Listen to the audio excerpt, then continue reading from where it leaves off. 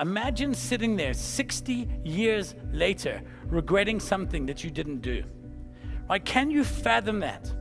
I walked in together and she was sitting there crying and she had this suitcase on her knees. And I said, Mamie, what's wrong?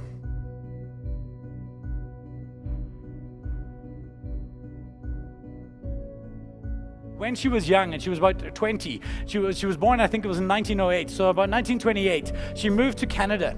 And she moved to the Toronto area, and she met a man there by the name of Leslie John Moore, and she fell in love with him. So eventually one night, he takes her out to the Great Lakes, and he gets down on one knee, and he asks her to marry him. And she says yes. So it was a beautiful thing. So she says she has to go back to Scotland to get her stuff and tell her family.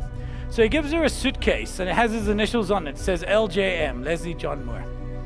And she takes the suitcase, and she gets on a boat, and she goes back to Scotland. And she tells her mom and her dad that she is engaged to be married, and they're all very, very happy. And then they turn around and they say to her, hey, but this guy, is he a Catholic? And he says, no, she's a Protestant.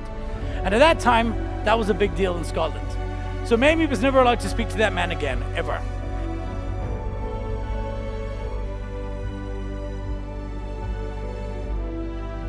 The week before she died, I walked in together and she was sitting there crying and she had this suitcase on her knees. And I said, Mamie, what's wrong? And she said, I was just wondering what my life would have been like if I'd married Leslie John Moore. It's inconceivable to me. And I find that regret is a real problem that we're all going to have to atone for. And I find that every single time you say, no, you're right, and you don't do something, what you do is you're writing out a check made to regret.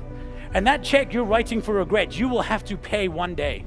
One day you will sit there with your grandkids and you'll have that suitcase with LJM on your knee and you'll have to ask for forgiveness for yourself for all the shit you didn't try. It's far better to live with the regret of the mistakes you have made than to die with the regret of never having tried. So you actually have to try. Yesterday would have been easier. Tomorrow will be harder. There is no waiting. It's not going to get easier when your kids finish school. It's never going to get cheaper. It's never going to feel like it's making more sense. You do it and you do it now.